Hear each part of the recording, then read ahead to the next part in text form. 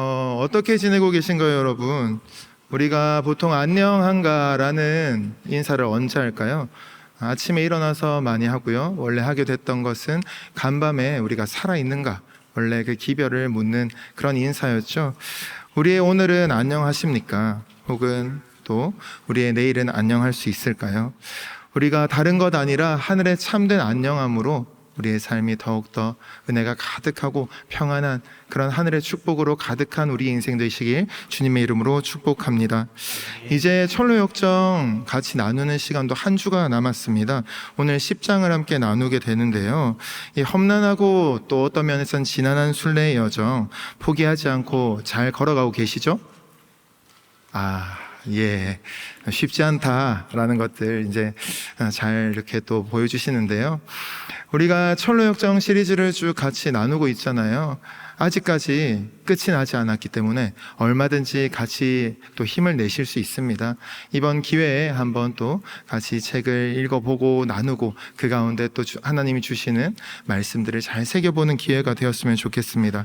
우리가 지난 시간들에 계속해서 나누었던 이야기들 잠깐만 어디를 둘러보았을까 생각해 보신다면요, 어디가 좀 생각이 나세요? 사망의 음침한 골짜기도 생각이 나고요, 그전에는 또 아볼론을 만났던 겸손의 골짜기도 생각이 나고요. 저만 생각나는 거 아니죠, 여러분? 기쁨 산맥도 당도에서 또 그랬던 적도 있고요. 그런데 그 기쁨 산맥에서 세 번째 목자가 이야기했던 게 있어요. 마법의 땅을 조심하세요. 거기서 잠들면 안 됩니다 라고 이야기했는데요, 오늘 당도한 자리가 바로 마법의 땅입니다. 영어로는 enchanted ground라고 되어 있는데요, 우리가 보통 마법이라고 생각하면 어떤 단어부터 생각하시죠? 네, 한글과 닮아 있어서 그런지 모르겠지만 매직을 먼저 생각하게 됩니다. 그런데 여기선 enchanted라는 단어를 쓰면서 조금은 더 황홀한 혹은 우리를 미혹할 수 있는 현혹되는 그런 어떤 땅이다라는 것을 나타내고 있습니다. 황홀해 보이고 평화로워 보이는 그 땅, 그곳에서 우리의 삶은 또 어떠한가 오늘 본문을 통해서 살펴보려고 하는데요, 우리가 청년들을 만나면서 기도의 제목을 물어보게 됩니다. 정말 마음을 담아서 기도해주고 싶어서 그런 것이죠. 어떻게 사는지도 궁금하고요. 그렇게 물어봤을 때 생각보다 많은 지체들이 특별한 기도 제목은 없는 것 같아요, 잘 지내고 있습니다 라고 이야기를 합니다. 물론 너무 감사해요, 잘 지내주셔서. 그런데 때로는 그런 때에 우리가 정말 기도가 꼭 필요할 수가 있거든요. 우리가 놓치고 있는 것들이 있을 수 있단 말이죠. 그러한 것들을 좀 생각하면서요, 오늘 한번 그림을 같이 한번 살펴보려고 하는데요, 그림 한번 띄워주시겠어요? 네, 추락하는 이카로스가 있는 풍경이라는 16세기 벨기에 작가, 브리 겔이라고도 하고 브리 헐이라고도 하는데 그 작가의 작품입니다. 저기 보시면 어떤 느낌이 드세요? 잠시 한번 감상해 보실까요? 좀 느껴지는 기분이 어떻습니까? 지금 우리 실내 온도가 약간 더운가요? 다들 부채질을 많이 하시는 것 같은데 저곳이 더워 보이십니까? 시원해 보이십니까? 시원해 보여요. 우리가 덥다라는 것이군요. 그래서 한번 그림을 보시면요, 굉장히 평온해 보이는 그런 모습이잖아요. 그런데 제목이 무엇이었죠? 이카루스의 추락이 있다라는 거예요. 어디 있는지 한번 찾으신 분 계실까요? 네, 찾아도 감히 손을 들기가 어려운 이런 분위기. 그렇죠? 저기 보시면 우측 하단 그 범선 밑에 무엇인가 다리 같은 게 보여요. 즉 이카루스가 이렇게 날아가다가 저기 지금 고꾸라져서 다리만 아둥바둥거리고 있는 그런 모습이거든요.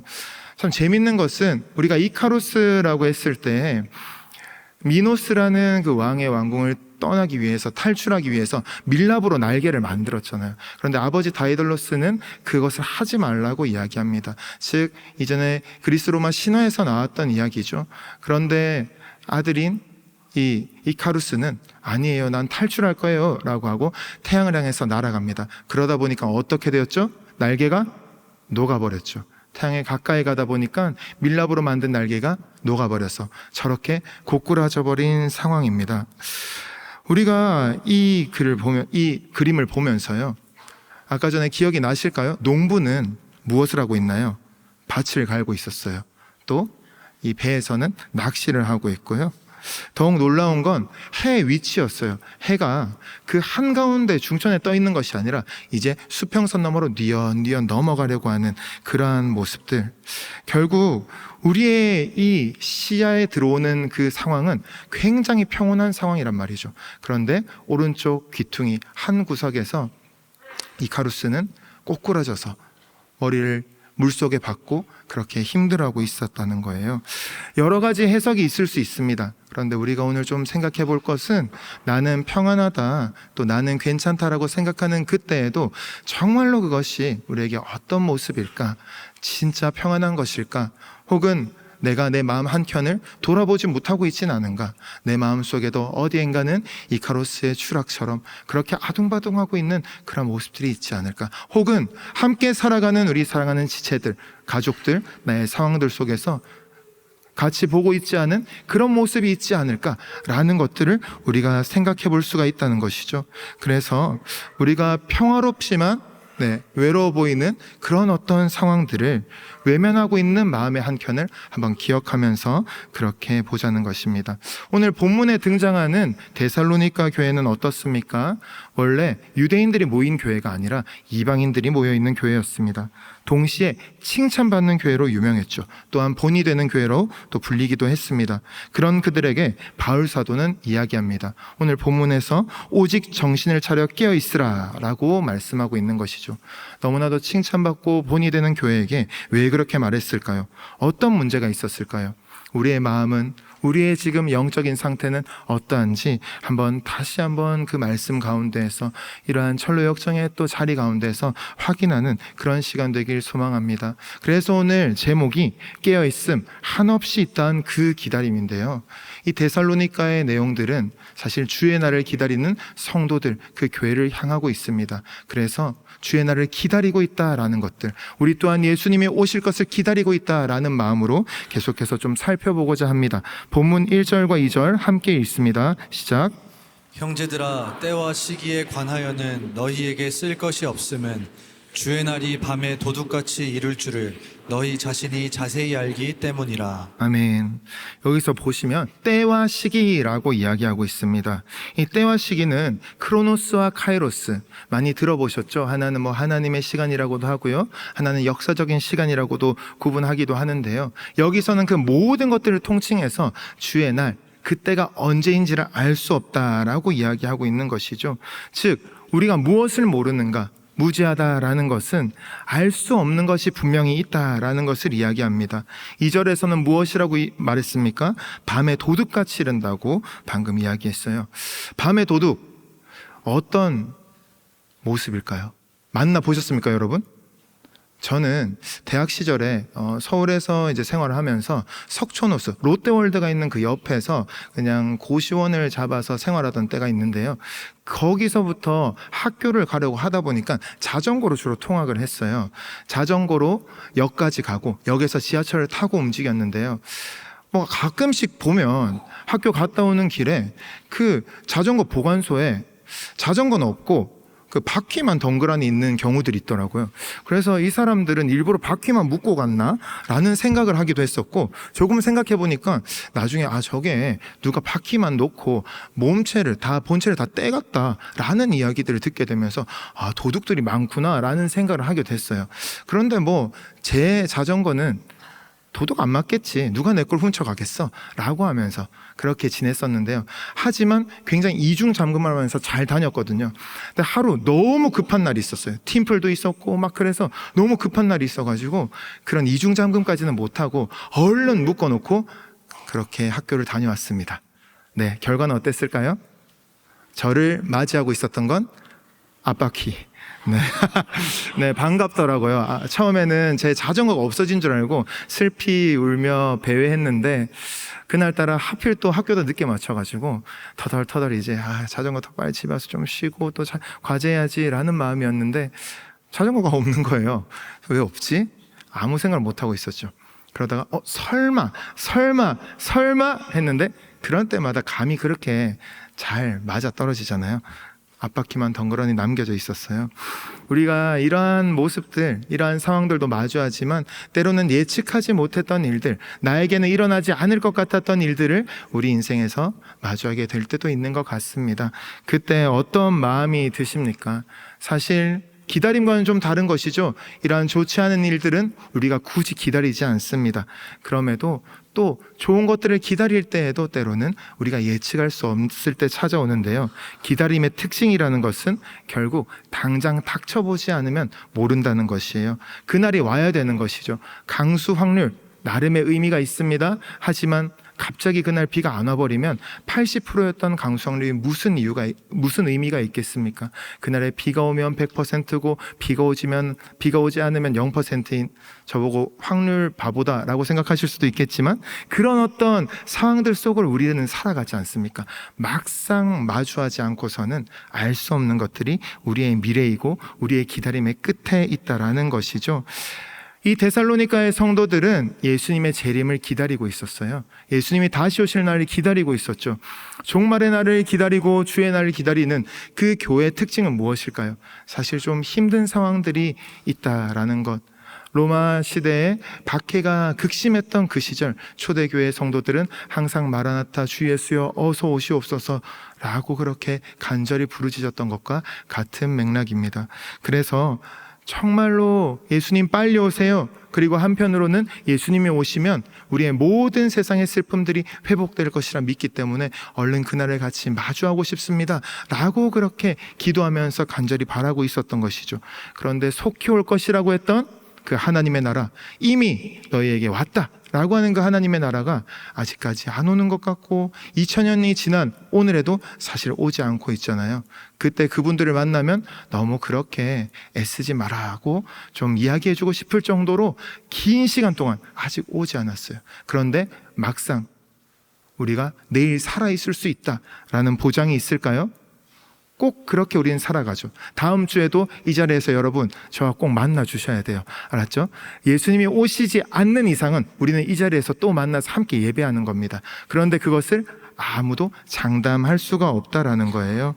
그 상황 속에서 우리는 예수님 언제 오실지 모르고 우리의 생명의 끝이 언제일지 알 수 없는 그런 상황에서 살아가기 때문에 우리는 그때와 시기는 알 수가 없다라는 것이죠. 그래서 우리는 한정없이 기다리면서 살아가게 되기도 한다라는 거예요. 이어서 본문 3절 말씀 한번 같이 읽겠습니다. 시작. 그들이 평안하다 안전하다 할 그때에 임신한 여자에게 해산의 고통이 이름과 같이 멸망이 갑자기 그들에게 이르리니 결코 피하지 못하리라. 네, 여기서 무엇이라 이야기합니까? 평안하다 안전하다 할 그때에 그렇게 임한다라고 이야기하고 있죠. 사실 우리가 살아가면서 정말 알 수 없는 것이 있어요. 예수님께서 언제 오실지 절대 모르죠. 혹시 아는 분 계실까요?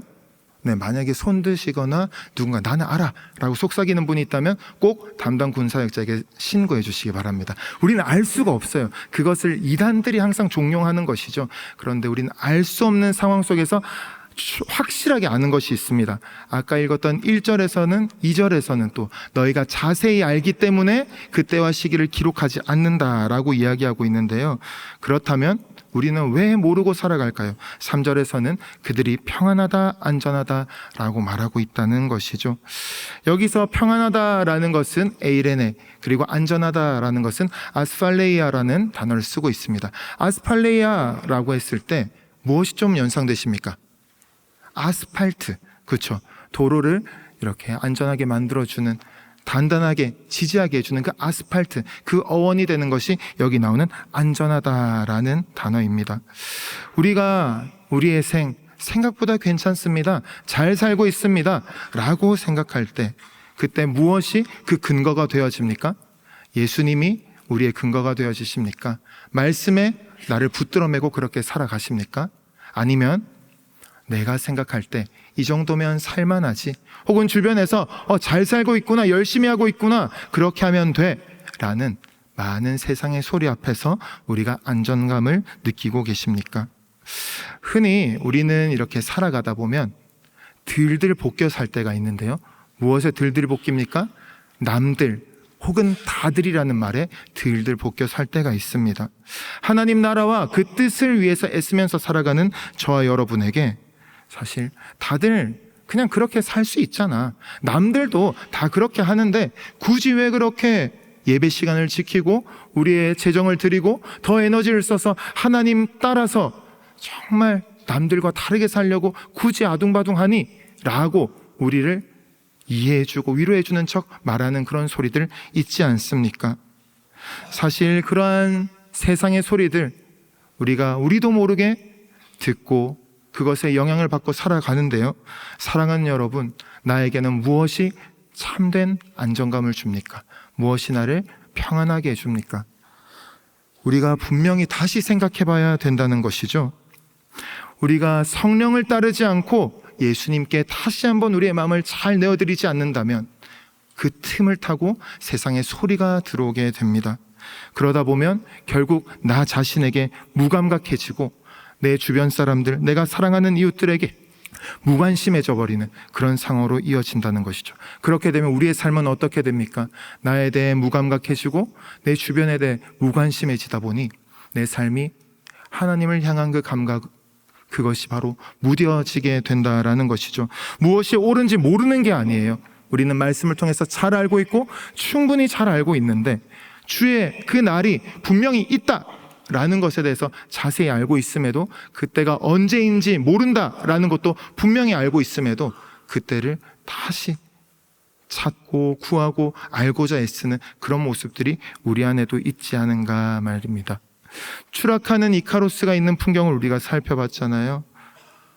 바닥에, 그 바다 속에 고꾸라져서 발버둥 치고 있는 이카로스와 달리 우리 주변은 때로 너무 평온해 보이기만 합니다. 그런데 우리는 무엇을 기억해야 합니까? 내 주변을 돌아보지 않는 것, 그리고 나의 내면을 그 말씀으로, 성령으로 자세히 들여다보지 않는 것, 그것을 생각해야 된다는 것이죠. 즉 우리가 살아가고 있는 이 영적인 전장을 정확하게 살펴봐야 된다는 거예요. 그래서 우리는 진짜 제대로 알고 있는 것이 있어요. 무엇일까요? 바로 그것은 우리가 계속적으로 이야기하고 있는 주의 날, 그것은 예수님이 다시 오시는 것은 확실하다, 분명하다라는 것입니다. 즉 주의 날이 반드시 온다라는 그 한 가지 사실과, 두 번째는 그 이후에 나오는 우리는 빛의 자녀이다, 낮의 자녀이다 라는 것인데요, 우리 한번 5절 말씀 같이 한번 한 목소리를 읽겠습니다. 시작. 너희는 다 빛의 아들이요 낮의 아들이라. 우리가 밤이나 어둠에 속하지 아니하나니. 아멘. 5절에 따르면 우리는 다 빛의 자녀, 낮의 자녀라고 이야기합니다. 앞서 재림의 시기와 종말의 때는 아무도 알지 못한다고 했습니다. 밤 도둑같이 또 해산의 때와 같이 알 수 없다고 하였는데, 그런데 이 본문에서 무엇이라고 이야기합니까? 밤이나 어둠에 속하지 아니한다 라고 분명히 이야기하고 있는 것이죠. 세상 사람들이 평안하다, 안전하다, 그냥 다들 남들 사는 것처럼 그렇게 살아도 돼 라고 이야기하는 것, 그것에 매이는 것이 아니라 하나님은 분명히 말씀하십니다. 그렇게 소리치는 자들은 밤에 속하였다, 어둠에 속하였다. 하지만 너희는 나의 자녀이기 때문에 낮의 자녀이고 빛의 자녀이다. 그래서 그 모든 상황들 속에서도 내가 지켜줄 것이다 말씀하고 계신 것이죠. 여러분은 어둠에 속하지 않았다고 하나님께서 말씀하고 계십니다. 빛의 자녀다, 낮의 자녀다 라고 말씀하고 계십니다. 이 사실을 믿으십니까? 아멘. 네, 진정으로 우리가 이 말씀에 아멘을 해야 된다는 거예요. 결국 낮에 속한 자녀이기 때문에 우리가 그 자녀로서 마음껏 하늘나라를 이 땅에서 누리면서 살아갈 수 있다는 것이죠. 빛의 자녀인 우리는 그래서 어떻게 살아야 할까요? 8절 말씀을 함께 읽겠습니다. 시작. 우리는 낮에 속하였으니 정신을 차리고 믿음과 사랑의 호심경을 붙이고 구원의 소망의 투구를 쓰자. 아멘. 우리가 믿음과 사랑의 호심경을 붙여야 합니다 라고 이야기하고 있어요. 또 한 가지는 뭐죠? 구원의 소망의 투구를 써야 합니다 라고 이야기하고 있어요. 영적으로 무장해야 된다라고 이야기하고 있죠. 그런데 재밌는 것은요, 그 앞에 왜 그래야 한다고 합니까? 바로 앞서 살펴본 것처럼 우리가 낮에 속하였다, 그렇기 때문에 우리가 이렇게 살아야 된다라고 이야기하는 것이죠. 호심경이라고 하면 개역 한글 성경에선 흉배라고 표현이 되었습니다. 즉 가슴, 마음을 지키는 그것이 바로 믿음과 사랑이 되는 것이고요. 투구는 무엇을 지킵니까? 바로 우리의 머리를 지키지 않습니까?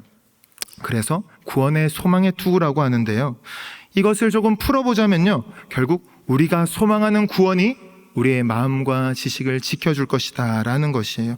결국 다가오는 우리의 구원, 결국 예수님께서 다시 오셔서 우리를 구원하시고 살리실 것이다, 그것에 대한 확실한 기대가 우리에게는 소망이 되어지고 투구가 되어져서 우리의 구원을 진짜 구원되게, 그렇게 능력이 되게 해준다라는 이야기죠. 그래서 이러한 이야기는 우리가 구원에 대해서, 예수님 오실 것에 대해서 희망사항으로 둔다는 것이 아닙니다. 하나님께서 분명히 미래에 우리에게 그렇게 하신다는 거예요. 그렇게 하실 행동에 대한 신뢰로서 나아가야 된다라고 오늘 본문은 이야기하고 있는 것이죠. 이사야서에서도 공의를 갑옷으로 삼으시는 여호와의 이야기가 나옵니다. 그리고 데살로니가전서 1장 3절에서는 이렇게 이야기합니다. 너희의 믿음의 역사와 사랑의 수고와 우리 주 예수 그리스도에 대한 소망의 인내를 우리 하나님 아버지 앞에서 끊임없이 기억함이니. 아멘. 결국 믿음과 소망과 사랑으로 우리가 살아낼 수 있다라는 것이죠. 여러분의 삶은 지금 어떠십니까? 마음은 때로는 정처 없이 향방을 알지 못해 불안해하기도 하고 헛헛하기도 하고 무엇인가 채워지지 않는 것 같은 그때도 있지 않으십니까? 때로는 속상하고 억울할 때도 있고요. 그때 어떻게 살아내야 될지, 예수님이 진짜 내 안에 살아계신지 의문이 들 때도 있을 것입니다. 그런데 분명한 것은요, 믿음과 사랑과 소망으로 우리는 그것을 살아낼 수 있다는 것이죠. 왜죠? 우리는 이미 낮에 속한 자들이다, 빛의 자녀이고 낮의 자녀이다, 즉 하나님의 자녀다 라고 말씀을 통해 분명히 우리에게 이야기하고 계시기 때문입니다. 그래서 우리가 그저 끄덕거리는 것이 아니라 진정으로 우리가 인정하면서 하나님의 하나님 되심, 예수님이 나의 주인이십니다 라는 것을 고백하고 그렇게 살아내야 된다는 것입니다. 그렇게 할 수 있는 이유는 바로 우리의 능력이 아니라 말씀에 붙들어 매는 것, 그리고 기도로 주님께 붙들림 바 되는 것이라는 거죠. 사랑하는 여러분, 우리는 하나님을 의지해야 합니다.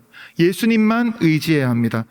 그래서 하나님의 말씀에만 붙들려야 합니다. 그때 우리는 낮의 자녀로, 낮에 속한 자로 살아갈 수 있다는 것이죠. 또 한 가지, 우리는 의지함으로 지지하며 살아내야 합니다. 무슨 말입니까? 우리가 의지할 분이 계시다라는 거예요. 결국 우리가 이렇게 살아내야 됩니다 라는 이야기를 하기 전에 우리의 의지가 되어주시는 분이 있다라고 이야기하는데요, 9절 말씀 한번 같이 읽겠습니다. 시작. 하나님이 우리를 세우심은 노하심에 이르게 하심이 아니요 오직 우리 주 예수 그리스도로 말미암아 구원을 받게 하심이라. 아멘. 이 9절에는 하나님의 작정하심이 드러납니다. 결국 우리를 세우신 이유가 무엇이라고 말합니까? 진노를 받게 하기 위함이 아니라 우리 주 예수 그리스도로 말미암아 무엇을 받기 위함이라고 말씀하시죠? 네, 맞습니다. 바로 구원을 받게 하려고 우리를 세우셨다라고 말씀하시죠. 자신의 자녀가 절대 두려워하길 바라는 분이 우리 하나님이 아니라는 거예요. 시를 하나 소개하려고 합니다. 즐거운 편지라는 황동규 시인의 시인데요, 1년을 한번 같이 볼까요? 네, 제가 읽어드릴게요. 내 그대를 생각함은 항상 그대가 앉아있는 배경에서 해가 지고 바람이 부는 일처럼 사소한 일일 것이나 언제나 그대가 한없이 괴로움 속을 헤매일 때 오랫동안 전해오던 그 사소함으로 그대를 불러보리라. 우리가 누군가를 사랑할 때 보이는 모습이지 않습니까? 내가 당신을 사랑하는 것은, 그리고 내가 그대를 생각하는 것은 너의 그 뒤에서 해가 지고 또 바람이 부는 너무나도 사소하지만 당연한 일들, 매일 반복되는 그런 일상의 모습인데, 그러한 사소함, 즉 한날 한시도 빼놓지 않고 너를 생각하는 그 생각함, 그 기다림으로 당신을 부르겠다라고 이야기하는 것이죠. 이언에서는 그 사랑에 대해서 한없이 있다은 그 기다림, 오늘의 부제와 같이 한없이 있다은 그 기다림으로 사랑을 표현합니다. 우리가 호흡하고 살아내는 하루하루의 순간순간은 어떻습니까? 우리는 하나님을 때로 모른다고 할 때가 있어요. 예수님 오신다고 했지만 당장 안 오실 거잖아요. 제가 살아있는 동안은 안 오실 거잖아요 라고 모른 척하며 살 때도 있어요. 그런데 우리 하나님은, 사랑이신 우리 아빠 되시는 하나님은 단 한순간도 우리를 잊지 않으신다는 거예요. 어떻게 해요? 창세 전에 이미 모든 것을 작정하셨기 때문입니다. 우리를 먼저 세우셨고, 왜 세우셨어요? 진노에 이르는 것이 아니라 구원하시기 위해서 세우셨다라는 것이죠. 그래서 사소해 보일 정도로 우리가 숨 쉬는 것 당연하고, 이 자리에 나와서 예배할 수 있는 것 당연한 것 같지만, 우리가 숨을 쉬는 것처럼 우리를 생각하시고 사랑하시는 분이 계시다는 사실을 믿으시길 바랍니다. 그분이 바로 우리를 진정으로 사랑하시는 우리 아빠 되시는 하나님이신 줄 믿으시길 바랍니다. 이어서 10절 말씀 읽겠습니다. 시작. 예수께서 우리를 위하여 죽으사 우리로 하여금 깨어있든지 자든지 자기와 함께 살게 하려 하셨느니라. 아멘. 예수님께서 우리를 위해서 죽으시는 것, 그것은 이후에 일어난 응급조치가 아닙니다.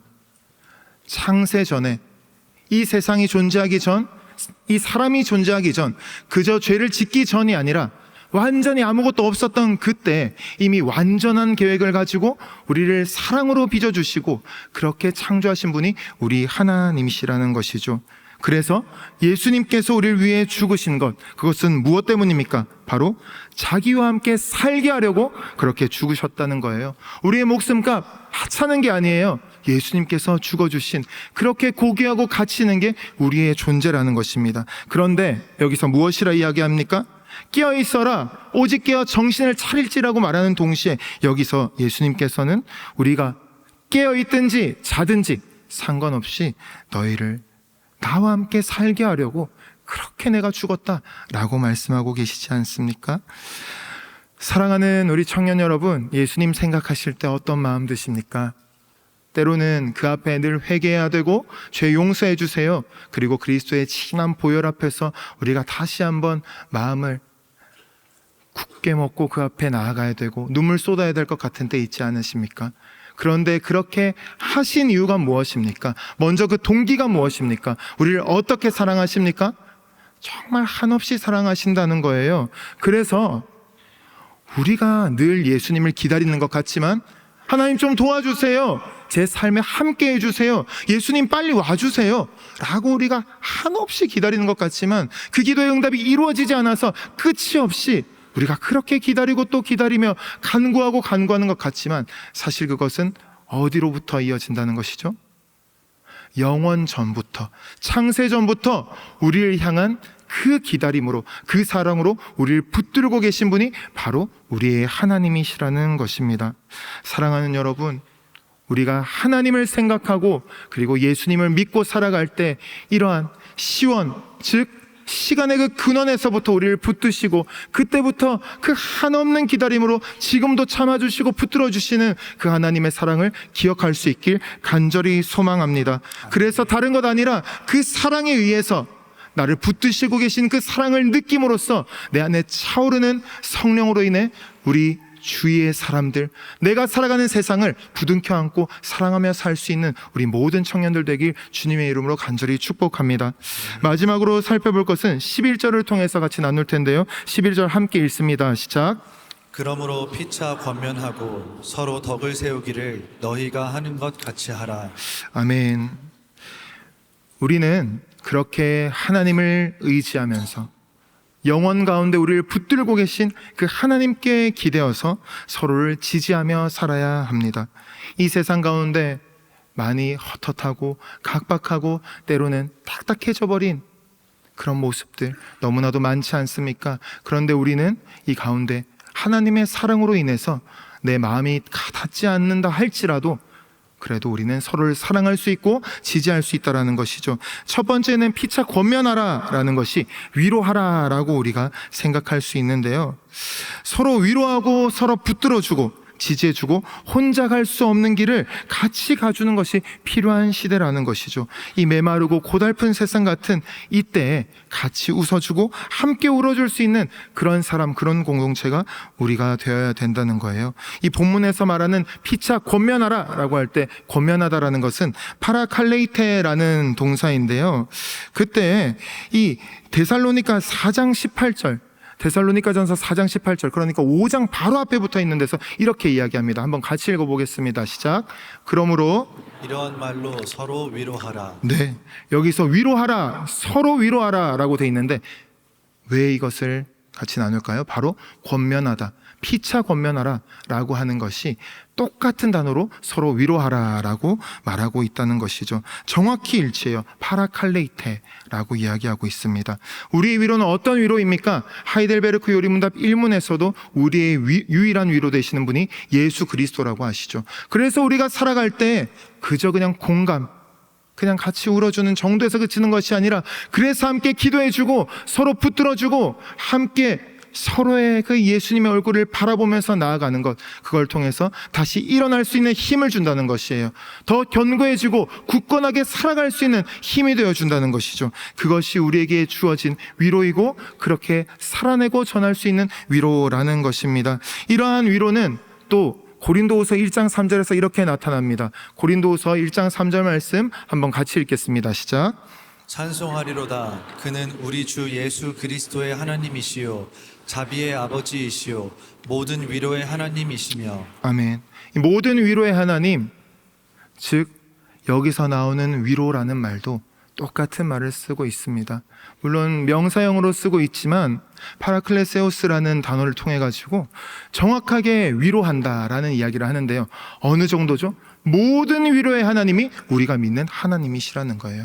그래서 앞서 우리가 의지해야 할 분이 영원 가운데 우리를 붙들고 계신 우리 하나님이시다. 그런데 그렇게 붙들고 계신 그 모습으로, 우리를 사랑하시는 그 모습으로 낮의 자녀가 되어서 살기를 간절히 원하시는 그 하나님의 마음으로 우리가 살아낼 때, 그것을 느낄 때 우리는 참된 위로를 경험할 수 있고, 그러한 하나님으로 인해서 우리 옆 사람을 부둥켜 안아줄 수 있고 붙들어 줄 수 있다라는 것입니다.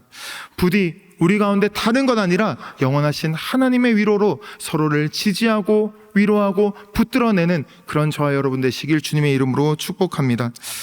마지막으로 서로 덕을 세우라 라는 말과 함께 본이 되라 라는 이야기를 하면서 오늘 말씀을 맺으려 하는데요. 데살로니가 4장 9절에서는 이렇게 이야기합니다. 하반절에 서로 사랑함이라, 즉 서로 위로하고 서로 사랑하는 그 모습으로 나아가기를 원하는 것이죠. 여러분, 차탕마을이라는 마을 이야기 들어보셨습니까? 몽골에 있는 마을인데요. 그곳에 사는 사람들은 툰드라라는 고산지대에 살고 있습니다. 그곳에서 살아갈 때에 순록들과 함께 그 일생을 살아냅니다. 그런데 어느 순간부터 순록이 중심이 되기보다는 그들의 삶이 중심이 되었던 것이죠. 순록은 고산지대에서만 살아야 했어요. 그런데 어느 순간 이끼를 먹으면서 풀을 따라서 이동하는 순록을 따라 이동하기보다 그들은 순록을 위하여서가 아니라 자신들의 돈벌이를 위해서 관광객들이 모이는 곳으로 내려오기 시작했던 것이죠. 그러니까 무슨 일이 일어났습니까? 결국 모기떼의 습격을 받게 됐어요. 고산지대에서는 모기가 없었는데 내려오니까 모기떼가 순록을 공격하기 시작한 것이죠.